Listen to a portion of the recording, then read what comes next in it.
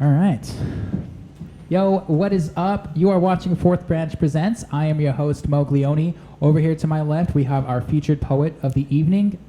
You want to introduce yourself? My name is Del Summers, and yeah, I had a pleasure reading poetry tonight. Boom. There you go. Cheers. Boom. Thank you. The Muse. Yeah, man. So let's just get a little inside scoop. How did you like the session? Tell us about your experience. Flawless, dude. Legit. So coming in here, the environment, first off, this is my first time ever coming here specifically. And it's just homey. Like, oof. I could totally see myself coming here and just writing, and the environment is so welcoming. I can't wait to come here post. Yeah. Yeah, right. But anyways, despite that, yeah, so I've been venturing into, obviously I've done the open mics in person. Yeah. During this whole time, venturing into the virtual worldwide open mics, which are really cool. And this is my first, this is amazing, man. So no nerves coming into a setup like this. I feel so at ease already. Mm-hmm. So I think we were able to get just a perfect, good, smooth recording. And, you know, the way I envisioned presenting it is the way I think it got captured. So, dude, yes. And just wanted to touch up so you guys know, we actually shot all of his sessions all in one take, you know, and he did it, you know, back to back. And man, that you came so well prepared, dude. All of your content, everything that I listened to while tracking it, it was definitely an honor and a privilege just to be in your presence, man, and hear everything that you've written and all of the hard work, because it really does speak for itself. And you know, what I wanted to say is the raw sound, bro. No pun intended, but your work, dude, like it's amazing. How the small details that people do not overlook are the small details that are creating a bigger picture, you know, in a sense of what is, you know, what is perceived and what it cannot be perceived and everything in between. So the fact that you're capturing the other side that not a lot of people, you know, look at and like you said, the rawness. Exactly, you know. I appreciate that so much. Mm-hmm. So when it came to this collection, I had the idea of melancholia. I wanted to dive in and write poetry that looks at like everything from like total just straight up depression, but the things that add to it, from love, the loss of and the finding of it, alcoholism, and just the day-to-day. And so that was already my mindset from day one. Then I discovered the blobfish. And yeah, if you don't know what the blobfish is, just Google a picture, type in blobfish, and you're gonna see something extremely sad. Like, it just, bro, to me, the blobfish is melancholia personified. I saw that and I was like, forget melancholia, just blobfish. Like, this is, you know, you just look at it and you're gonna know these are the poems contained within this book. I always think, when I look at a blobfish, I just think it's like a melted Squidward. Yeah. Oh, yeah. So that's another thing too, which makes it even more depressing, is that the blobfish is a normal fish, like a goldfish, like a shark. Yeah. But it lives so deep in the ocean. The only way that we get to see it is by pulling it out, and it gets caught in like lobster traps and net fishing and stuff. Mm-hmm. And because it raises in pressure like so fast, it melts. And so when we take it out of water, we get the blobfish, which is ironic, because this is a perfectly functioning creature of the sea until humans interact with it. Ooh. And then it becomes this picture of depression. Yeah, dude. And the way that you're looking past, you know, certain features, and you're diving into what is being projected internally, you know, the message and everything like that, it is very solemn, you know. And I can't really picture anything else with music that really brings in a sense of that rawness, you know. There's a lot of content out there, a lot of great local musicians, but your work is very separate and very aspiring, because again, you bring that back, and you're like hitting people with that, and you're just like, hey, like this is what it is, you know, like this isn't some fairy tale, this is how it is. Yeah. But it's your choice to either appreciate it, and I'm giving you a great, synopsis of how you can take it, your interpretation. So you're like, like a composure of just bringing that to a sense, to an audience. Yeah, so. It's much appreciated. And to be honest, a lot of the inspiration of it, besides from other poets and stuff, come from movie soundtracks as well. I listen to a lot of instrumentals when I write because I feel like old jazz, movie soundtracks were specifically movie soundtracks. Like they pay somebody to create music to fit this story. So the music itself has to tell a story. And I'm able to listen to that and I feel it. And that ends up becoming like the fuel for a lot of my poetry and stuff. I'm able to listen to these soundtracks and I see a movie in my own head. And sometimes I just feel like I'm writing what the music's telling me to. Like I don't even I'm like, it's like, don't give me credit. Like I listened to this song. This song was amazing. I put it on loop for 3 hours, and this is what it wrote. You know what I mean? Mm-hmm. And sometimes it happens, and it's beautiful when that happens. So I agree. But with all of the sessions, all the poems and the that you read and you recited from an upcoming project that you've been working on. Can you tell us a little bit about that? Yeah, so Blobfish, I just finished the manuscript during this whole pandemic, whatever. And I was able to finish it finally. Poetry has always been on the back burner for me. It's something I knew I wanted to do. It's something I've always done. But I've always kept it hidden from everybody, family, friends. I would write extremely tiny in my notebooks, even growing up. So if somebody were to look over my shoulder to try seeing what the hell I'm doing, they can't decipher what I'm doing. Like, it's hieroglyphics, And finally, just last year, I was like, you know what? Like, I'm writing to tell a story. But who am I sharing it with? If I don't literally share it, I'm not telling the story to anybody. And so I said, screw it. I went to Google and I looked, open mic poetry, Arizona, Phoenix. And I was amazed. There's a lot of platforms around here. And I decided to go by myself one night in like December or January. And boom, so resonating. I felt it was my calling. It's like so much pressure was taken off of me because you get in that mindset where you're overcritical of yourself and you're already doubting yourself. You're already thinking of what other people are going to think of you. And then you go and finally do it. And it's just like, I did it. And then come to find out, like, I'm getting the support from strangers, from friends, from my own family, my parents. Like, my dad specifically, it's like gung-ho. He's been in the Marine Corps since he's 18 years old. So it's like very disciplined, strict, And so, like, for him to be super supportive of my like creativity and artistic platform, like that is so cool. And I never thought that. And so we're able to like bond over this, And like, it's amazing to think that it was something I told myself I had to do. If I never told myself, like, you know what, I need to just go push myself out of this comfort zone, like, I probably would still be writing super tiny in my little notebooks, Nobody reading this or hearing it. So, yeah, man. And I think the first time I seen you was last year at Jobot. Yep. Yeah, and I'm glad you came, dude, because it's just, again, like you're only one of the few poets the whole entire summer probably that you came in there. It was cool because I kept going back and I would see more and more poets. And I was like, oh, that's so cool. But yeah, I remember the first time I went, I was super nervous, of course. Not only is it my first time, but I was able to see on the sign-up sheet, like, there are musicians and then a couple comedians. Like, I'm the only poet right now. Like dry. Then you're right. And then I ended up being like the only of the night.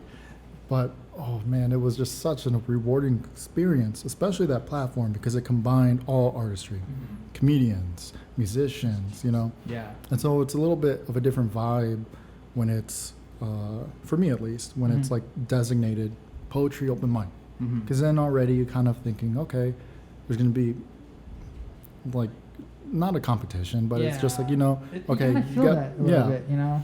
And so when it's just all art combined. I love it. It's super cool. And me personally, I'm more relaxed. I don't have that mindset. So I'm just like, cool. I get to go share my stuff and hear all this new art. And I'm so excited and stoked for it. And it's a real cool experience. Nice. And so like don't mean to cut you off. So the process of, looking at music and looking at composing for, theatrical and just kind of utilizing those kind of sounds into your own mix of finding your that voice. Mm-hmm. So I think that's very interesting because that's something that's a different kind of unique writing style in itself, man. And I kind of want to go back on that and just kind of ask you what, before you were doing all that with, the music and your writing, and up until the pandemic hit, up until Rona came up in the mix, what have you been keeping yourself to stay busy and to stay, on that same mindset that you had in the beginning of all this now? So it's kind of a tricky question. For me, I'm a private investigator that's my career. So my work schedule, I'm on call. I'll get called up randomly and be like, hey, we need you to go work a 3-day case out in the Grand Canyon. And I go and do it. Beyond that, I'm very introverted. And I stay home and I write and I read. When I do go out, it was typically to the open mics, or I'd go to some place like this to just feel like I'm socializing because it's a nice environment and I could hear other people chatting and stuff. But I'd be alone and able to focus in on my stuff. So me personally, not much has really changed beyond I'm not leaving the house to do these open mics anymore. True. Do you have a way of getting your stuff online still? Or? Yeah, so it enabled me to focus more into getting this project done, Blobfish. And I've been sharing a lot of it on my Instagram, dallas.del, which is just my first and middle name, Instagram. And I share a lot of my stuff, and I'll put on my stories when I'm doing a virtual open mic and stuff like that. There you go. So have you been doing a lot of virtual open mics? What's your experience with that? Yeah, so it's really cool because one of my favorite things about doing an open mic in general is listening and seeing the other performers. I'm easily inspired. And so to see the other performers, it makes me want to write even more, and I love it.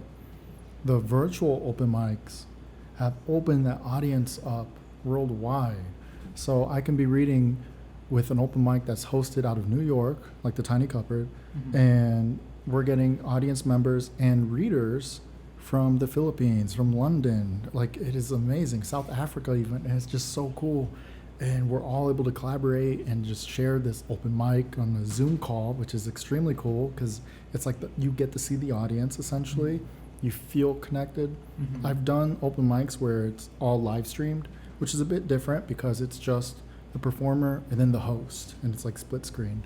And it's still awesome. You still get to, everybody's connected. But as the performer, it's a little harder to gauge reactions, impact. You're kind of reading blind. Yeah. I really like the Zoom calls and stuff like that because you get to still see the reactions of the audience. You get to see, body language tells you everything. So you can see how they react positively or negatively. And you just still feel like you're here, right here in a little group, and it's really cool. Nice. So we went back to the beginning. We went to what's keeping you busy. Let's talk about, your inspirations. Are there any poets, any literature, writers out there that you've been looking up to, been following, that you just, kind of mold yourself around and then kind of cocoon, and then just develop into, you take is there any, So growing up in the Chicago area, my initial inspirations for writing was Common and Maya Angelou because they worked together so much. And the way Common's hip-hop and his lyrics were written, where if you never even heard his music, you could just look at the lyrics and they could be read as a poem itself. But that was more of a spoken word. So that's what I got started with. And when I do my open mics, I do a lot of spoken word stuff. Everything I performed today was not spoken word. It's my written poetry, my collection. And for that, my inspirations were Charles Bukowski for sure, Raymond Carver's What We Talk About When We Talk About Love, and Haruki Murakami. and Ernest Hemingway for sure. Ironically, I actually grew up in Illinois, kind of close to where Hemingway was born from and stuff, in the Grange, Berwyn area. Nice. So that was really cool. I grew up in a little farm town, but my dad is from that area. So when we moved and we got to that area, he's like, yeah, these are some famous people that are from here. I was like, what? No way.